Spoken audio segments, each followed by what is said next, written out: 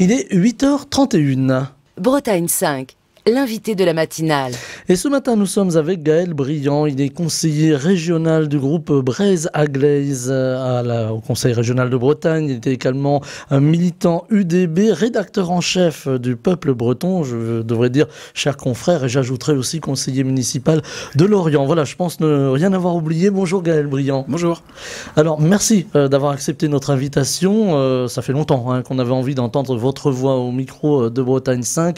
La voix de la Bretagne, il y a beaucoup de choses à dire sur la Bretagne. Je vais commencer, si vous le voulez bien, par cette envie d'autonomie bretonne. On en parle beaucoup. C'est un mot qui ne fait plus peur aujourd'hui, l'autonomie, alors qu'il y a quelques années, on en a parlé avec quelques invités ici au micro de la matinale.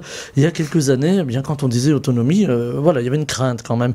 Aujourd'hui, l'autonomie de la Bretagne, ça peut devenir un fait. Alors moi, c'est mon combat principal, on va pas se mentir. C'est la raison pour laquelle j'ai adhéré à l'UDB. Et oui, effectivement, j'ai vu l'évolution, parce que ça fait longtemps que je suis militant politique, j'ai vu l'évolution du terme. Après, dire qu'il est popularisé, on n'y est pas encore, parce qu'il y a beaucoup de clichés encore. Mais en termes institutionnels, en termes de crédibilité, maintenant, on peut en parler. C'est-à-dire que là, on a fait voter, notre groupe est à l'initiative du vœu à la région Bretagne, qui demande officiellement à l'État la réunification et l'autonomie, bon, qui sont une sorte de pacte en fait, parce que l'autonomie, c'est aussi l'autodétermination d'un peuple. Enfin voilà, donc oui, effectivement, on peut en parler. Moi, je trouve que c'est un terme extrêmement positif, l'autonomie. Que ce soit l'autonomie individuelle ou l'autonomie collective, c'est deux choses qui sont liées. Donc c'est positif, mais alors bizarrement, les gens sont plutôt favorables à l'autonomie de leurs enfants, des adolescents, des personnes âgées, des personnes en situation de handicap. Mais dès qu'on parle d'un territoire, l'un d'un coup, alors qu'en fait, il s'agit juste de dire, l'autonomie, c'est pas quelque chose d'identitaire, c'est quelque chose c'est la démocratie. C'est nous décidons de ce pourquoi on peut décider en fait, tout simplement. Donc il s'agit pas, de prendre tout le pouvoir, et c'est juste de dire qu'est-ce qu'on peut faire à notre échelle. On serait tenté de dire l'autonomie, il faut la donner, mais pas à n'importe qui. Alors pardon, c'est un peu provoque ce que je vous dis là, mais on peut imaginer un pouvoir autoritaire qui s'installe aussi dans une région. Oui, mais on peut aussi l'imaginer à l'échelle de l'État français. C'est-à-dire que là... Mais ça pose toute la question de la démocratie. La démocratie, c'est pas que l'autonomie, c'est aussi le type d'élection qu'on veut. Nous, par exemple, on est favorable à plus de proportionnel pour que ce soit représentatif de la société, que les administrations, enfin pas les administrations, mais les représentants politiques soient plus à l'image de la société. Et actuellement, on voit bien que, je vais les citer, mais le RN, c'est la raison pour laquelle on n'a pas choisi la proportionnelle en France, et au final, ils vont passer la digue un jour ou l'autre. Et ce jour-là, on n'aura pas de contre-pouvoir, et on sera bien... Et on n'aura que nos yeux pour pleurer, en fait, parce qu'on n'aura pas de contre-pouvoir, parce qu'au final, on les a mis de côté.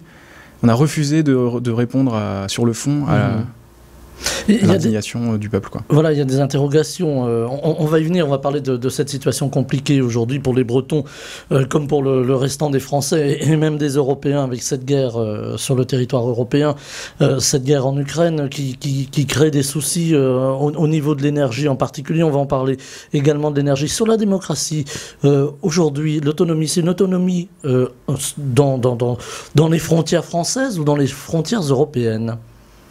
L'un et l'autre sont liés, en fait. Je crois que ce qui fait des frontières, déjà le mot frontière. Le mot frontière.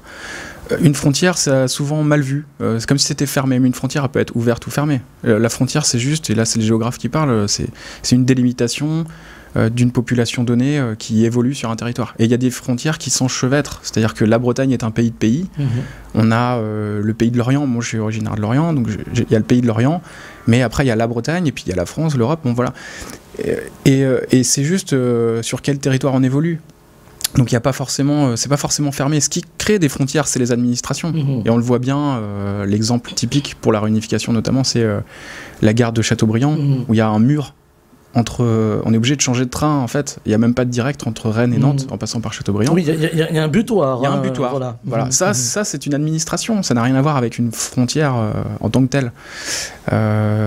Donc ce qu'il faut, c'est ouvrir les administrations. Oui. La réunification, le mot est lancé aussi. Alors depuis de nombreuses années, depuis ma toute jeune carrière de journaliste, j'ai entendu parler de la réunification de la Bretagne. Nantes en Bretagne, mais alors Nantes a toujours été en Bretagne finalement, de façon historique. Oui, comment dire, après, les choses évoluent. Moi, je peux comprendre que maintenant, à Nantes, c'est une ville cosmopolite, il y a énormément de gens qui se sentent pas bretons. Mais en fait, la question, elle n'est pas là. On ne dit pas aux gens qui habitent en Bretagne qu'ils doivent tous être bretons. On dit juste que c'est un territoire et que ce territoire doit être reconnu et que le peuple qui vit dessus doit être reconnu. Donc j'ose utiliser les termes. Oui, je crois qu'il y a l'existence d'un peuple breton. Ça ne remet absolument pas en cause le peuple français. C'est une question aussi identitaire, c'est vrai, mais j'ai du mal à comprendre les gens qui s'opposent à cette notion de peuple breton comme si on les remettait eux en cause.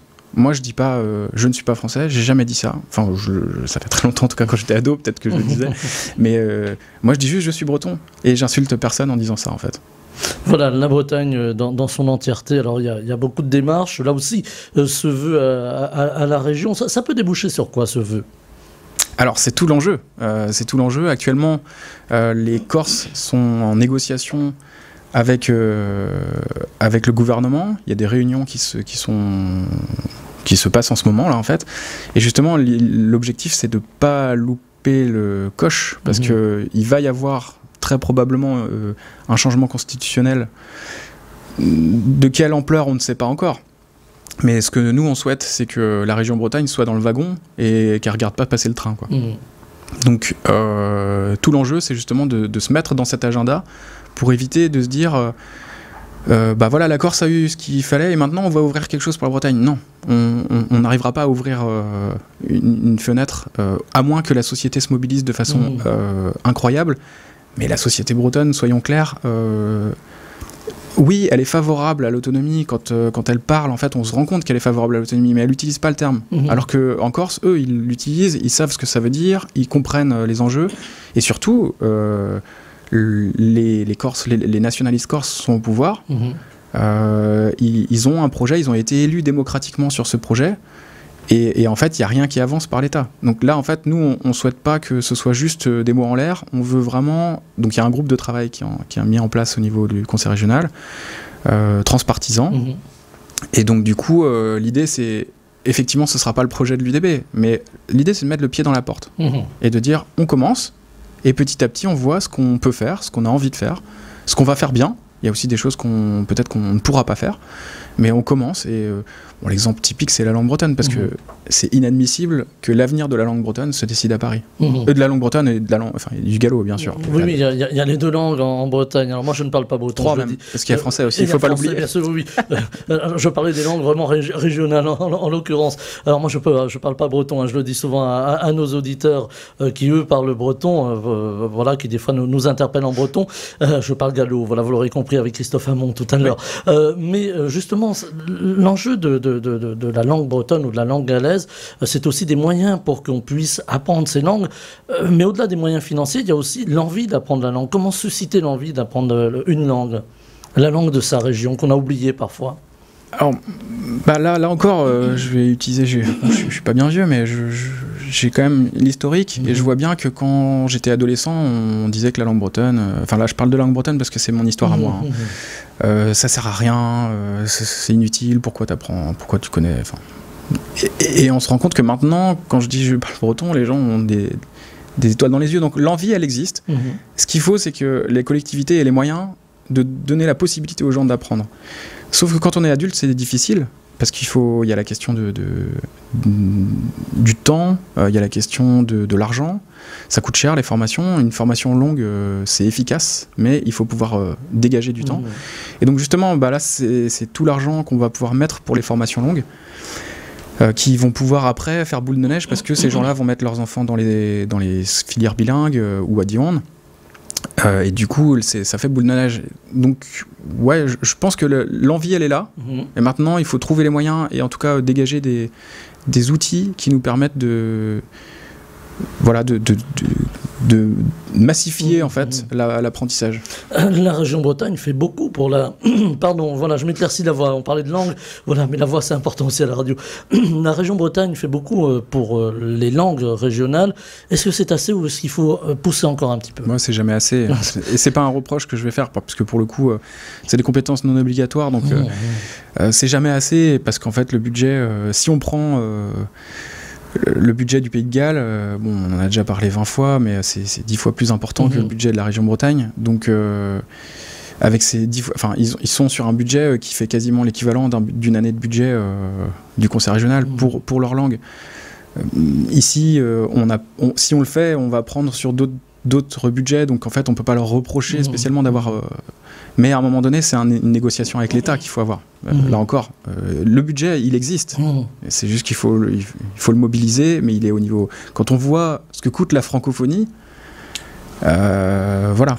En fait, de l'argent, il y en a. Il faut mettre en perspective, finalement. Mais effectivement, en termes de moyens, c'est pas du tout suffisant. Quand on voit, d'ailleurs, pendant la campagne régionale, Loïc Chenet-Girard a parlé de garantie universelle à apprentissage du breton et du gallo. Ça voudrait dire, très clairement, si on regarde les mots, garantie universelle, ça voudrait dire en gros que quelqu'un pourrait arrêter son travail, être formé et reprendre son travail. Mais tout ça, le jour où on arrive à faire ça, mais on va avoir des gens, mais des milliers de personnes qui vont apprendre le breton. Et voilà, et c'est ça l'objectif, mais ça coûte énormément d'argent, donc je pense que là, pour le coup, c'était un abus de langage. C'était la campagne. Non, mais je pense que ils n'avaient pas la même idée derrière la tête, mais si on veut dire universel, ça veut dire qu'on peut se permettre de prendre du temps pour apprendre. Alors la Bretagne, elle attire beaucoup. Là, on va parler aussi un peu de politique et d'aménagement du territoire, c'est important, Gaël Briand. Elle attire beaucoup, on a vu lors du Covid, beaucoup de métropolitains qui sont venus en Bretagne, essayer de passer un peu la crise dans des conditions un peu plus sympathiques, on va le dire comme ça. Et puis il y a ceux qui habitent en Bretagne et qui n'arrivent pas à se loger.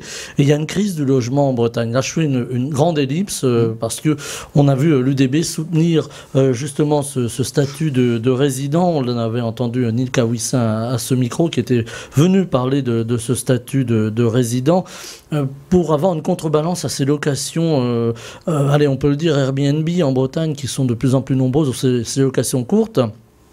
Où en est-on aujourd'hui de ce statut de résident? Est-ce que ça fait son chemin? Alors ça a fait son chemin parce que ça a mis un coup de pied dans la fourmilière et donc ça a permis de parler de la question du logement en général. Je voudrais quand même dire que l'UDB a effectivement proposé ce statut de résident. On a ajouté principal parce que certains ajoutent breton et nous, il n'y a pas question d'ethnique. C'est vraiment un statut de résident principal. Alors on peut ne pas être breton, mais vivre en Bretagne et s'en trouver bien. Exactement. Et... il n'y a pas de discrimination ni sur la langue ni sur l'origine, enfin voilà. C'est important de le rappeler, mais en fait on a tout un arsenal de propositions et ce qui nous a amené à cette question du logement, c'est qu'on s'est rendu compte qu'il y a deux principes constitutionnels.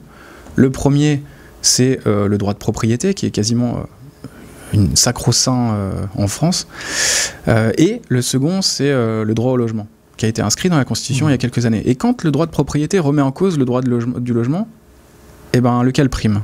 Alors que les deux concepts sont constitutionnels.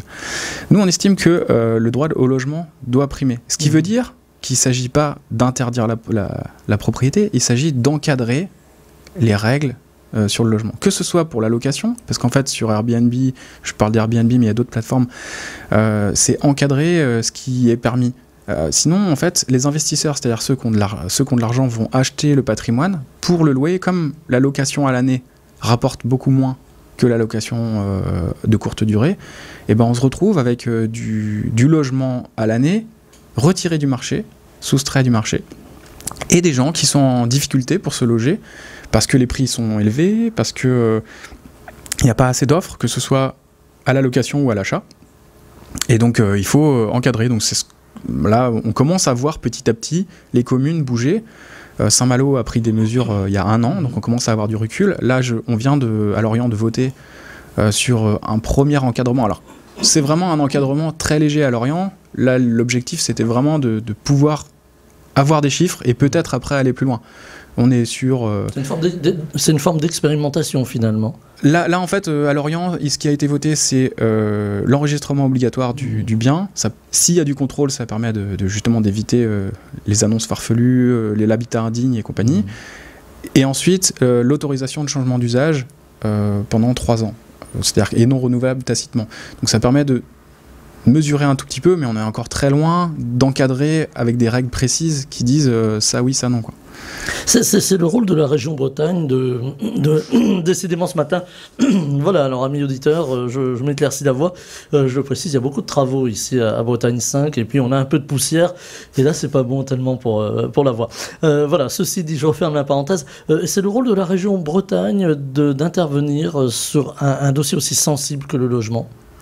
Alors je pense qu'elle doit avoir un rôle parce que si on laisse... Alors, on pourrait critiquer déjà la question du zonage. Actuellement, on est obligé... les manifestations qu'il y a eu le 10 septembre dernier réclamaient le statut de zone tendue. Parce que c'est un dispositif qui est autorisé par l'État. Enfin, autorisé en tout cas...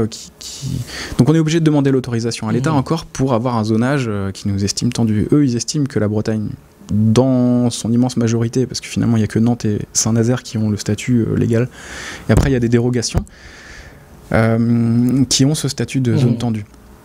Sauf que, alors on pourrait critiquer la notion de statut, parce que nous finalement on est une zone tendue, qu'il le veuille ou non, on est une zone tendue, mais pour l'avoir cette zone tendue, il faut se battre, et du coup c'est pas ville par ville. À mon avis, on peut pas être ville par ville parce qu'il y a des villes qui vont jouer le jeu et d'autres qui vont pas le faire. Donc si, comme Saint-Malo par exemple, a pris des dispositions, très bien, bravo, il fallait le faire. Sauf que les investisseurs, ils partent de Saint-Malo et ils vont où ? Ben, juste à côté. Et donc du coup, si on fait que déplacer le problème, c'est là que la région Bretagne doit intervenir. C'est que ça concerne toute la Bretagne. C'est pas...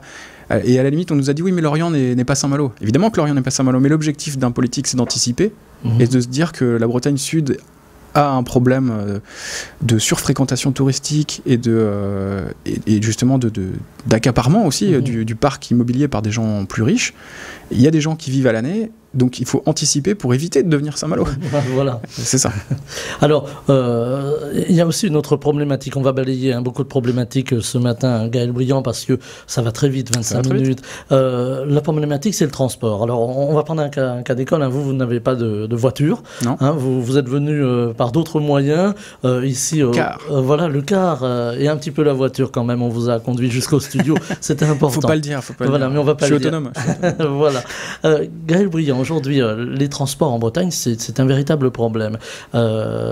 Problème en ce sens où il se développe, mais il y a encore beaucoup de demandes et puis une offre qui peine peut-être parfois à se mettre en place. On pense au ferroviaire, même si la région, on a aussi investi énormément sur le ferroviaire. On pense aussi aux mobilités douces, au vélo. Il y avait hier, mardi, la première conférence bretonne sur le vélo à côté, à Saint-Brieuc. J'y étais. Et vous y étiez. Bon, je ne vous demande pas si vous avez fait un peu de vélo, mais est-ce que justement il va falloir à un moment ou à un autre faire une complémentarité de ces offres et puis tenir compte aussi des désidératas de chacun sur le terrain. Il y a des gens qui ne peuvent pas faire de vélo ou qui n'ont pas le train à proximité. Comment résoudre l'équation finalement qui n'est pas si simple que ça ? C'est non seulement pas simple, mais c'est insoluble en fait. Parce qu'il y a toujours des besoins de mobilité, surtout en Bretagne où l'habitat est dispersé, c'est historique et c'est bien en fait, parce que ça permet d'avoir... C'est aussi le polycentrisme breton qui fait que notre région, enfin notre pays, pour moi, en l'occurrence mon pays, est moins inégalitaire que les autres. C'est aussi pour ça. C'est parce qu'on a moins de métropolisation que dans certains endroits en France. Donc il y a encore quand même Rennes et Nantes qui sont... Ah bah il y a Rennes, Nantes et Brest. Brest, oui, on ne va pas oublier les Brestois. Mais il y a quand même encore Lorient, Saint-Brieuc, Lannion, enfin il y a tout un tas de villes moyennes qui comptent. Sur la question des transports, déjà il faut avoir en tête l'imaginaire. Beaucoup de Bretons pensent que notre problème c'est qu'on n'est pas connecté à Paris. Bon là on a un vrai souci, c'est que pour moi le problème il n'est pas là du tout. Il y a aussi ceux qui disent qu'il y a une rupture entre l'Est et l'Ouest de la Bretagne. Bien sûr que ça existe, on va pas se mentir, le développement économique est beaucoup plus important à l'Est de la Bretagne qu'à l'Ouest. Pour autant, la vraie rupture, la vraie fracture bretonne, elle est entre le nord et le sud. Et en transport, ça se voit. Moi qui habite le sud, venir au nord, c'est un peu la croix et la bannière. Et il se trouve que j'ai de la famille dans le Trégor. L'été, j'y viens en stop parce que c'est beaucoup plus rapide de faire du stop entre Lorient et Trégastel que d'y aller en train. En train, c'est 5 heures minimum et ça coûte un bras. Là, en stop, bah voilà, je connais la route, mais c'est pas acceptable comme réponse politique en fait de dire bah vous avez qu'à faire du stop. Oui, parce que tout le monde ne peut pas faire de stop. Voilà, et donc c'est pour ça que nous, à l'UDB et y compris dans le groupe Braise à Glaze, on demande la réhabilitation des lignes transversales, des lignes nord-sud, en l'occurrence là Auray-Saint-Brieuc. Mais c'est extrêmement compliqué et il faut qu'il y ait une demande. Donc là, il y a des coûts très importants d'infrastructure aussi. Ah bah sur une ligne Rennes-Saint-Brieuc, Auray-Saint-Brieuc, oui, parce qu'il s'agit quasiment de refaire la ligne. Donc l'idée c'est de... là en ce moment on a une révision bientôt du CPER, le contrat de plan État-région, et justement toutes ces lignes, s'il y a une demande locale et qu'il y a une demande avec une demande de financement d'études, la région aide au financement d'études. Et du coup, on rentrera ça dans le CPER. Ça ne veut pas dire qu'elles vont être faites, mais en tout cas, on va pouvoir les étudier. Voilà, il y a une réflexion qui se fait autour de la réhabilitation de ces lignes. Il y a plusieurs lignes qui sont en cours de réflexion. Après, il y a aussi d'autres problèmes sur les lignes qui existent actuellement. Par exemple, le matin, moi qui habite Lorient, encore une fois, il est plus facile d'aller à Rennes que d'aller à Quimper. Aller à Quimper le matin, c'est compliqué. Pourquoi ? C'est la centralisation des transports. Et donc tout ça, il faut y travailler. Les horaires sont compliqués. On le voit ici même tout près, lorsque l'on part de Saint-Brieuc, qu'on va s'arrêter à des gares intermédiaires, on va penser à Iffignac. Il faut aller à Lamballe pour revenir à Iffignac. Voilà. Il y a quand même... il faut trouver un juste milieu entre aller vite et desservir les petites gares. Donc il faut vraiment trouver un juste milieu. Après, ce qui est compliqué aussi avec la région, c'est que il y a la question du transport scolaire. C'est ça la compétence réelle de la région, le transport scolaire vers les lycées. Et là, on se rend compte, puisque je fais partie de cette commission mobilité, on se rend compte que c'est insoluble parce que récemment, j'ai eu une famille qui me disait que leur enfant faisait 5 km en quart, 1 heure et quart. Et donc je me suis dit, à pied, ce serait plus rapide. Mais quand on habite à la campagne, aller à pied, il faut à pied ou en vélo, il faut une ligne sécurisée. Donc voilà, on imagine l'hiver quand il fait froid ou qu'il y a de la pluie, c'est pas évident. C'est tout ça qu'il faut imaginer. C'est-à-dire que des fois, c'est compliqué. Comme Michael Carnez le dit, le vice-président au transport, il dit non est une réponse. Des fois, on ne peut pas avoir. Il sera notre invité vendredi au micro de la matinale, on lui posera la question. Des fois, on ne peut pas avoir des arrêts devant chez soi. Donc il faut trouver de la souplesse. Et après, il faut aussi travailler avec les établissements. Parce que si les établissements, en cours d'année, changent leurs horaires, toutes les grilles de transport sont obligées d'être revues. Et là, c'est énorme, en fait. Donc, faut tout rebouger. Il faut tout rebouger. Et à un moment donné, il faut aussi de la négociation. Quand les établissements sont... justement là pour le coup autonomes, mais autonomes dans le mauvais sens du terme, c'est-à-dire ça c'est aussi le libéralisme, le néolibéralisme, on leur a dit c'est vous qui décidez. À un moment donné, il faut aussi une coordination avec les pouvoirs publics, sinon on ne peut pas faire de collectif en fait. On peut pas faire de collectif. Alors il nous reste 3 petites minutes, me dit notre réalisateur. J'aurais voulu vous entendre aussi, Gaël Briand, sur une question qui aujourd'hui inquiète les Bretons et plus largement les Français, les Européens. C'est la question du climat. On a vu cet été la forêt bretonne brûler et ces conditions de canicule que l'on a eues. Voilà, le réchauffement climatique, ce n'est plus une vue de l'esprit, il est là. Il y a beaucoup d'initiatives en Bretagne. Alors on n'aura pas le temps évidemment de toutes les balayer, mais il y a aussi une volonté politique de vouloir agir très vite sur le climat. Comment ça peut se traduire ? Quelles mesures il faudrait mettre en place tout de suite ? Alors on parlait des transports, j'imagine qu'il faut essayer de moins prendre sa voiture, mais il y a aussi le problème de l'énergie. Aujourd'hui on en parle beaucoup avec les coûts de l'énergie qui explosent. Comment arriver à produire aussi de l'énergie en Bretagne et travailler de l'énergie verte et travailler pour le climat ? Il y a 3 gros chantiers. Il y a les transports. Je vais passer vite parce qu'on en a un petit peu parlé. Effectivement, il y a les transports. L'objectif, c'est de réduire le nombre de voitures, donc se passer de la 2e voiture. Ça, c'est un objectif politique. Il y a la question de l'agriculture. Moins d'intrants, à un moment donné, moins de pesticides, appelons un chat un chat. Mais à un moment donné, il faut poser la question de façon rapide et brutal, parce que là on parle du problème de l'eau. Le problème de l'eau, voilà, en fait. L'eau, voilà, j'allais dire un sujet sensible s'il en est, l'eau, mais aussi l'agriculture. On parle de la sécheresse, mais on parle aussi de la qualité des eaux. C'est qu'actuellement, là, pour de l'eau potable, ça va devenir compliqué, en fait, parce on a vu récemment un article sur les métabolites, et on se rend compte qu'en fait, l'eau est beaucoup plus polluée que ce qu'on pensait, avec beaucoup plus de pesticides, et qu'à un moment donné, il faut poser les questions. Donc voilà, j'ai dit transport, agriculture, et effectivement, le dernier point, ça va être tout ce qui est énergie, donc isolation des bâtiments et production d'énergie. Donc oui, là, très clairement, on voit d'ailleurs que l'explosion des coûts de l'énergie là à venir va créer de la décroissance, et c'est paradoxal parce que tous les gens qui nous ont dit pendant des années oui, on ne peut pas comment dire, réduire, et là en fait on va réduire, mais pas pour des raisons écologiques, on réduit parce qu'il y a des problèmes financiers. Par force, finalement. Donc tant mieux, mais on aurait voulu que ce soit aussi une prise de conscience des pouvoirs publics. Visiblement, la société est plus avancée que les politiques, visiblement. Voilà.